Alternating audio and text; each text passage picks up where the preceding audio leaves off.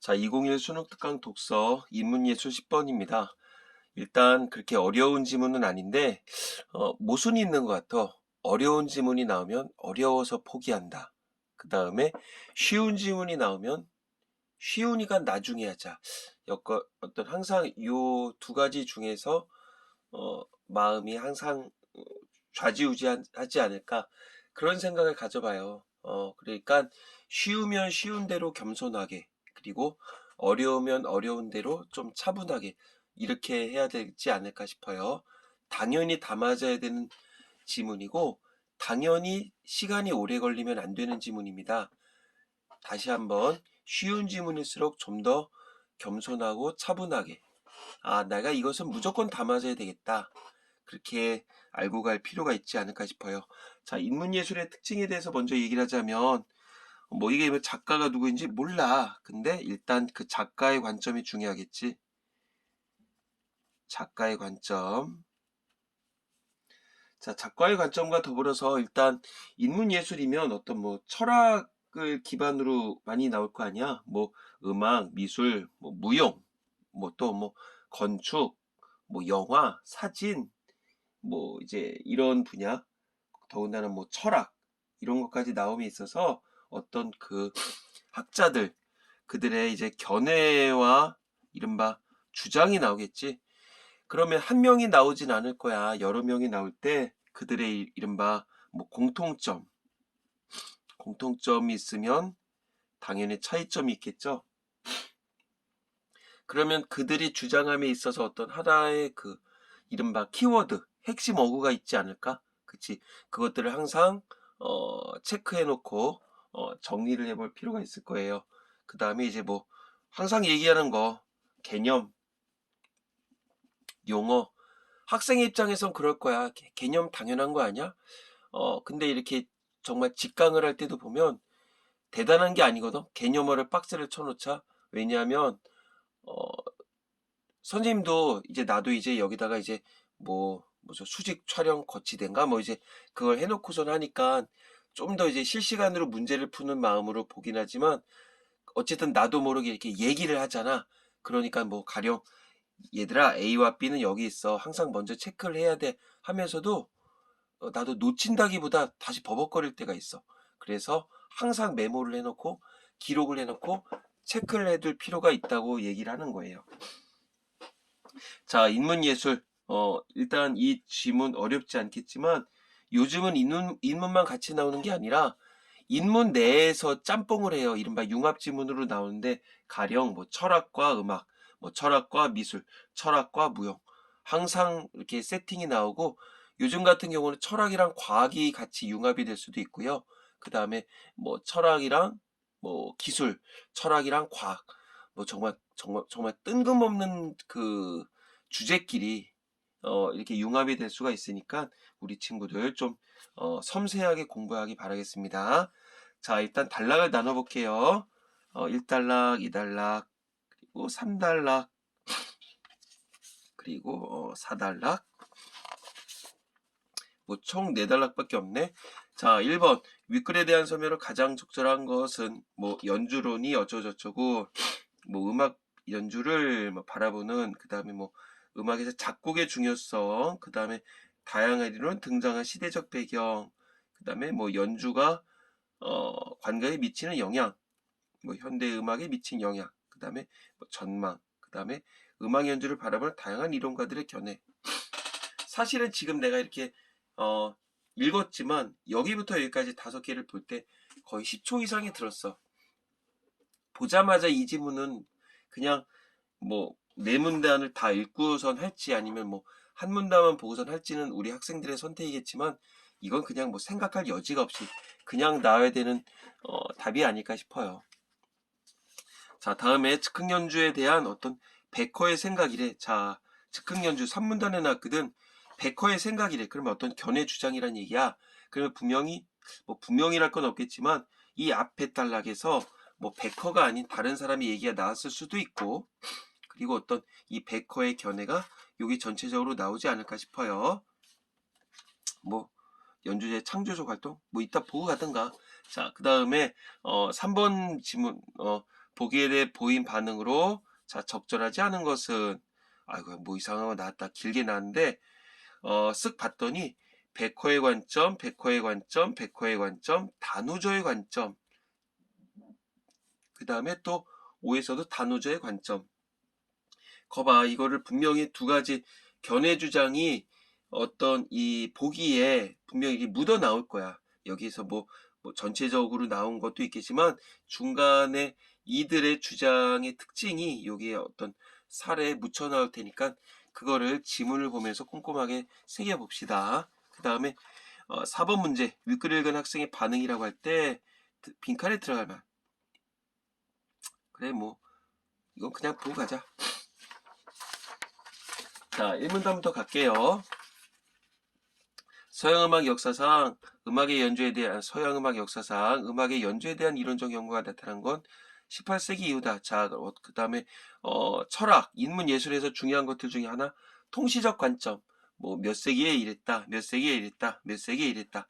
그런 것들이 나올 거고 항상 얘기하는 거 뭐뭐면 뭐뭐이더라. 자, 뭐뭐면 그 다음에 뭐뭐일 뭐 경우 그 다음에 뭐뭐일 때 그 다음에 뭐뭐일 수록 어떤 비교하는 관점 중요하다고 다시 한번 강조해요. 자, 18세기 이후로 당시 사용되던 연주란 자 이렇게 땡땡 안에 있는 거 개념 오니까 체크를 해놔야 되겠지. 연주란 용어는 뭐 연사가 원고를 읽듯이 별다른 숙고 없이 문자로 고정된 악보를 객관적으로 소리화하는 것을 의미했다. 항상 끈을자 그랬었어. 자, 연사가 원고를 읽듯이 이건 필요 없고 별다른 숙고가 없다. 그 다음에 객관적으로 소리화하는 것을 의미했다. 이런 관점을 지닌 대표적인 이론가는 독일의 작곡가 명성을 떨쳤던 피츠너이다. 그치?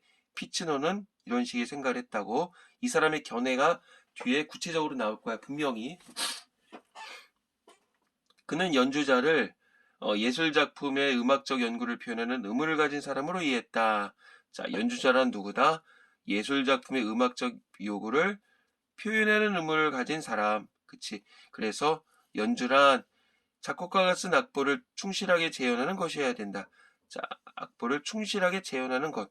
자, 재현이란 용어를 나왔네. 그럼 이걸 뭐라고? 별다른 숙고가 없다. 있는 그대로 객관적으로 쓴다. 이게 재현이란 얘기겠지. 자, 그는 작품의 구성 요소가 되는 모든 기호에서 벗어나는 연주는 작품의 변형을 가져온다. 그치? 작품의 구성 요소가 되는 모든 기호에서 벗어나는 연주는 작품의 변형을 가져온다.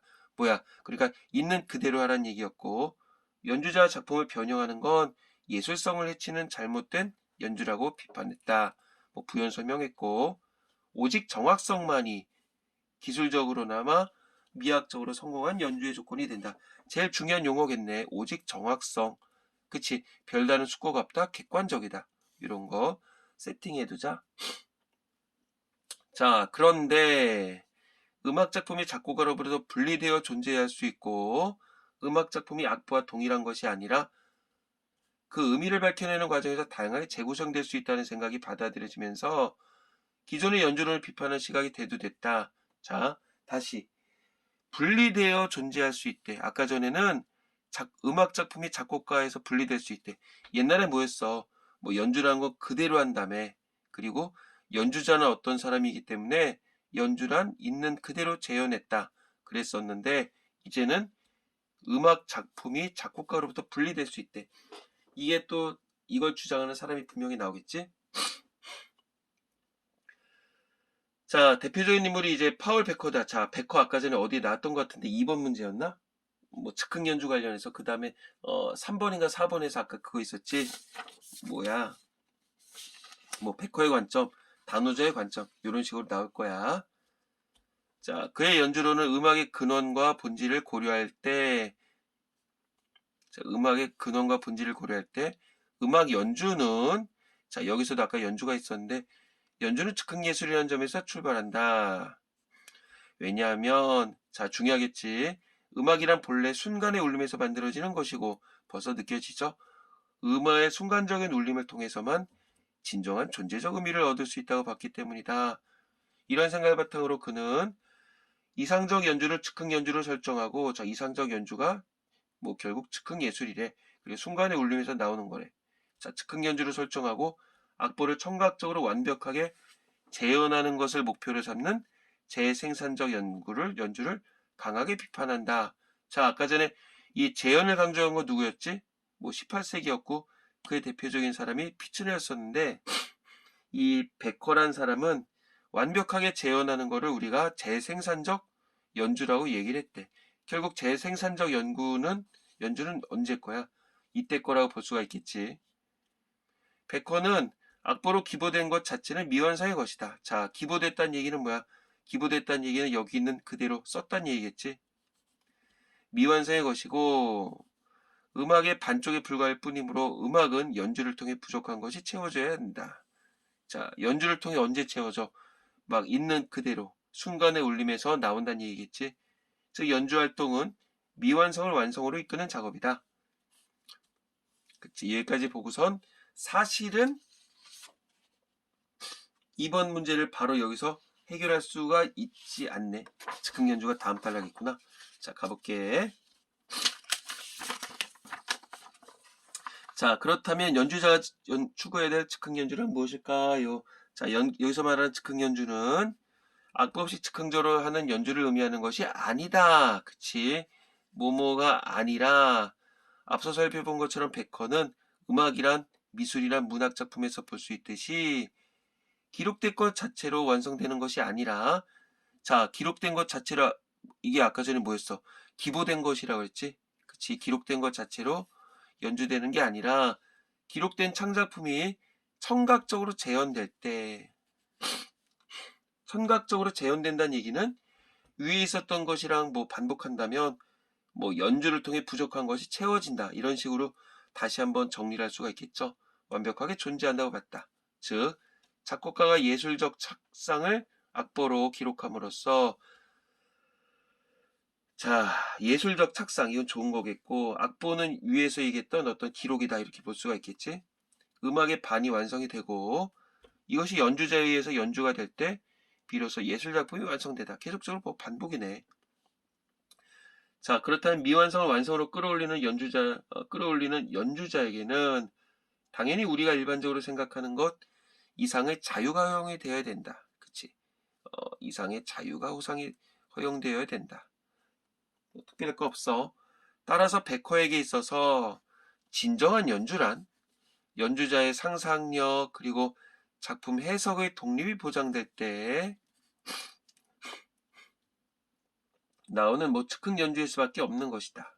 그래서 이로써 연주자는 단순히 작곡가 또는 작품과 청중을 연결해주는 중개자의 역할에 만족하는 게 아니라 작곡가와 대등한 위상을 갖는 창조자의 위치까지 도달한다. 왜? 위에서는 아까 뭐 했어?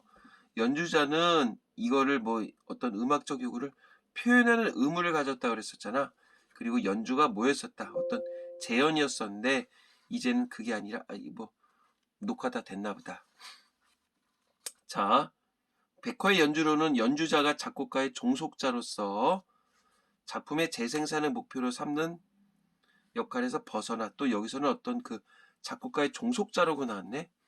근데 그게 아니라 동등한 위치에서 개성과 상상력을 발휘할 수 있는 가능성을 열어주고 있다. 자, 그러면 뭐 이번 문제 바로 갈 수 있지 않을까? 자, 백호의 생각을 적절하지 않은 거. 뭐 연주자의 창조적 활동과 관련이 있다. 뭐 여기 나왔네. 뭐 상상력, 해석이 보장이 된다. 창조자의 위치까지 있는 그대로 났죠. 그 다음에 2번. 연주자가 미완성의 음악을 완성으로 이끄는 것이다. 그죠?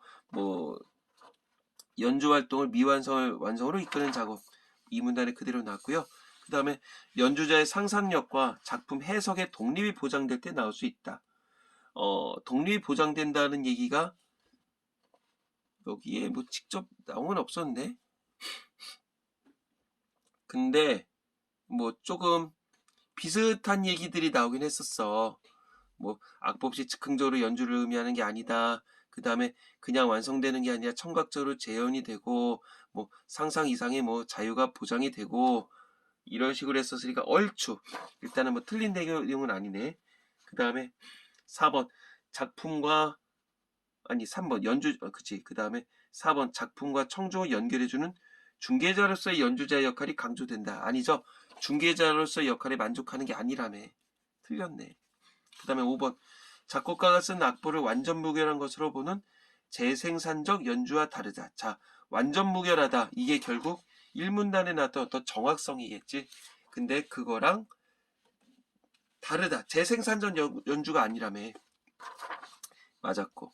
정답 아주 쉽게 구할 수 있는 문제였고. 자, 마지막 문단 가볼게요. 자, 감기 조심하세요. 음악학자 단우전은 이 사람 학자인가봐.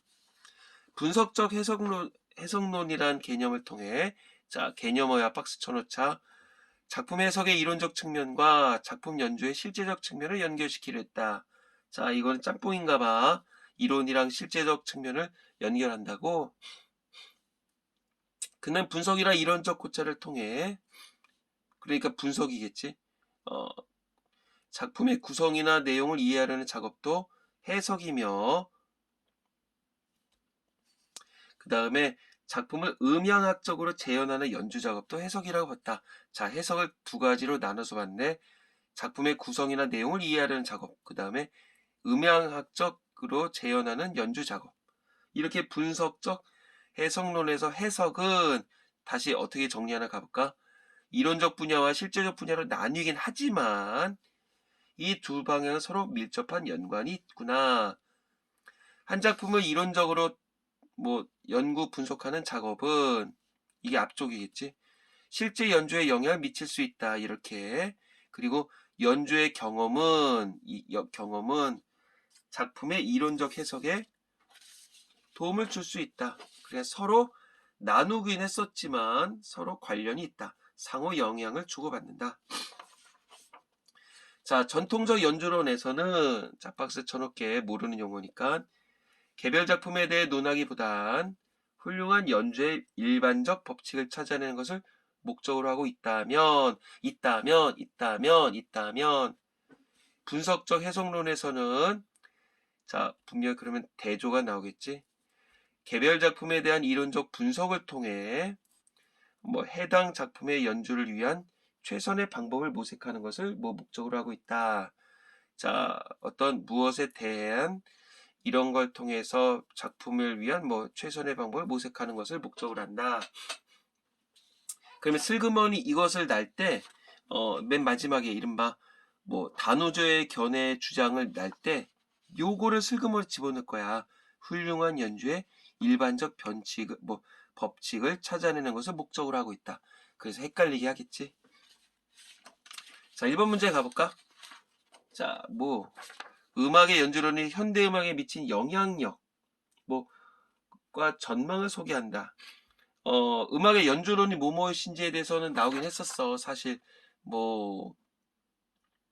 분석적 해석론 지금 봤었던 그걸 시작을 해서 몇몇 사람들이 나왔잖아. 근데 그게 어떤 현대음악에 미친 영향이 있다. 이렇게 볼 수는 없겠지. 그 다음에 전망 나온 거 없어요. 그 다음에 바람직한 음악 연주를 바라보는 다양한 이론가들의 견해이더라. 맞네. 바람직하게 하기 위해서 이 사람 첫 번째 나왔었던 피츠너는 정확성, 그 다음에 두 번째 나왔던 파울 베커는 어떤 즉흥, 그 다음에 음악학자 분석적 이 양반 누구야?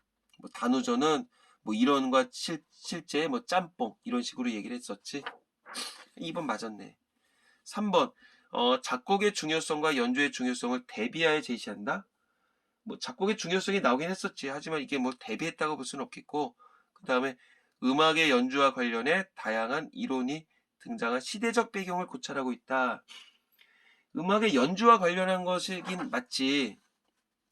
어떤 그 연주에 대한 이론적 연구가 18세기 이후부터다. 그래서 연주가 무엇이다. 얘기가 나오긴 했었어. 근데 어떤 시대적 배경을 고찰한다? 18세기 이후부터 나오긴 했어서 우리가 처음에 읽을 때 야 이거 통시적 관점이겠구나 그런 얘기를 했었지만 딱히 그렇게 나온 건 없었죠. 그 다음에 어떤 음악의 연주와 관계에 미치는 영향을 중심으로 그런 거 없었지. 쉽게 나올 수 있는 문제겠고요. 자, 이제 3번 그나마 요 정도 우리 친구들이 좀 고민할 수 있지 않을까? 자, 5번을 여는 따다다단의 내음은 운명의 문을 두드린 소리라고 했다고 해서 운명의 동기라고 불린다. 뭐 1악장의 첫 페이지에 베토벤 알레그로를 연주하라고 적었다. 자, 기록을 했나봐. 악보 얘기가 나와. 자, 그 옆에 정확한 템포를 지시하기 위해 뭐 2분 우표를 메트로 뭐 어쩌고저쩌고 빠른 템포로 연주하라고 적었다. 기록을 했나봐. 정확한 연주로 유명한 지휘자 A는 자, 악보 뭐 쓴 템포 그대로 운명의 동기를 연주하도록 지휘하여 운명이 추적해오는 것 같은 느낌을 구현했다. 자, 그럼 벌써 딱 떠올라야 되겠죠. 자, 정확한 연주를 추측을 한대. 그럼 이 사람은 아까 전에 우리 앞에서 봤었던 그 세 사람의 견해 중에서 누구랑 연관이 있을까? 그치, 맨 처음에 나왔었던 피츠너겠죠. 피츠너가 보였으니까 어떤 그 정확성만을 강조한다음에 반면 중요하댔어. 자, B는 작품을 철저하게 분석한 다음에 자신만의 해석을 바탕으로 해서 베토벤이 적어놓은 메트로놈 기호에 구애를 받지 않고 매우 느린 템포로 연주하도록 지휘했다. 자, 그 사람, 그러면 이 사람은 누구의 어떤 견해라고 볼 수가 있을까? 뭐 즉흥 연주를 보는 이른바 뭐 베커일까? 아니면 세 번째일까? 얘들아, 상식적으로 생각을 해봐. 이번 문제에서 베커에 대해서 대놓고선 따로 얘기를 했단 말이야. 그러면 물론 이거는 뭐 내용으로도 파악이 되겠지만 뭐 당연히 다음 문제에서는 이 피츠너와 마지막 양반 이 단우절을 비교하지 않겠어? 야, 이 사람 안 해봐. 단우절 뭐 피츠너랑 베커만 또 비교해봐. 이 사람 서운하지. 그러니까 당연히 여기서 단우절 얘기가 나오겠지. 자, 구애받지 않고 느린 템포로 연주하러 지휘했다. 한음한음 뭐야? 힘있고 또렷하게 표현된 그 소리는 어느 노크 소리보다 가슴을 울리는 웅장함을 담고 있다는 평가를 받는다. 자, 그러면 우리가 맨 마지막에 있었던 이 단우조의 키워드는 뭐였어? 이론과 실제의 결합. 그 다음에 뭐 재현하는 연주 작업도 뭐 해석이다. 해석이란 용어가 나왔지? 여기 있었네. 아까 전에 뭐 있어? 해석. 자, 그러면 이 분석이란 용어 있잖아. 이 분석이라고 하는 건 결국 어떻게 정리할 수 있을까? 그치? 이거는 이 양반이 즉 어떤 이론적 측면이더라. 이렇게 볼 수가 있겠지. 누구의 단우저의 어떤 것이라고 보면 돼 있고 이 표현이라는 얘기는 뭐 여기서 있었던 이른바 실제적 측면 결국 경험 이런 식으로도 정리할 수 있지 않을까? 자, 그러면 가볼게. 1번 베커의 관점에 따르면 A는 베토벤이 쓴 그대로 연주하도록 지휘했기 때문에 이 연주는 재생산적 연구에 가깝다고 볼 수 있다. 그치? 베커의 입장에서는 재생산적 연구를 재생산적 연구를 아까 비판한다. 근데 그게 피츠너의 관점이었지. 그러니까 이거 맞죠? 그 다음에 베커의 관점에 따르면 베토벤이 쓴 악보는 미완성의 음악에 불과하지만 B의 지휘는 미완성의 음악을 하나의 예술작품으로 완성시킨 것이다. 그치? 베커의 관점에 따르면 이 기록만으로는 미완성이다. 아까 여기 2, 3분단 보면 그대로 나와 있어. 그래서 이 지휘 자체가 여기다가 어떤 예술작품으로 완성시켰다. 이렇게 볼 수가 있겠죠. 그 다음에 3번. 베커의 관점에 따르면 베토벤이 쓴 악보 그대로 연주하도록 지휘한 A는 작곡가에 종속된 반석을 바탕으로 지휘한 B는 작곡가와 동일한 위상을 가졌다고 할 수가 있겠다. 그치? 종속됐다. 그게 아까 뭐 여기 3문단에 있었던 것 같아. 그래서 뭐 그냥 종속을 시킨 게 아니라 뭐 어떤 자유가 허용되어야 된다. 그런 얘기가 나왔었지. 3번도 맞네. 그 다음에 4번. 단우저의 관점에 따르면 A는 베토벤 교향곡을 통해 훌륭한 연주의 일반적 법칙을 찾으려 했다는 점에서 긍정적으로 평가될 수 있다. 거봐. 이거 아까 어디 있었어? 훌륭한 연주 일반적 법칙을 찾으려 했다. 그치? 훌륭한 연주 일반적 법칙을 찾아내는 건 전통적 연주론이랬잖아. 근데 하고 있다면 야 봐봐.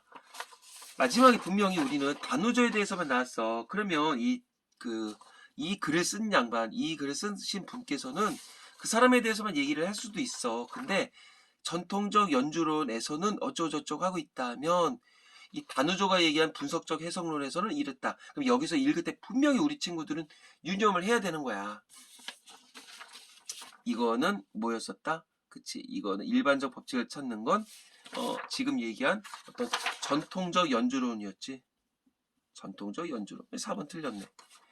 자, 5번 단오조의 관점에 따르면 B가 악보를 그대로 따르지 않고 작품을 철저하게 분석한 것이나 이를 느린 템포로 연주하도록 지휘는 어떤 하나의 경험이겠지.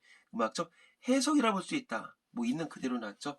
뭐 이렇게 어렵지 않은 지문이야. 자, 맨 마지막 거 가볼게. 음악은 악보 자체로 예술성이 구현되는 것이 아니라 악보가 소리화될 때 그 예술성이 구현되는 것이라 할 수 있다. 그래 벌써 딱 어떤 일단 피처너 쪽은 아니겠지. 근데 음악은 미술이나 문학 등의 예술과 달리 일반적으로 어쩌고저쩌고 연주자가 작품을 바라보는 관점이 중요할 수밖에 없겠어. 자, 한번 가볼게.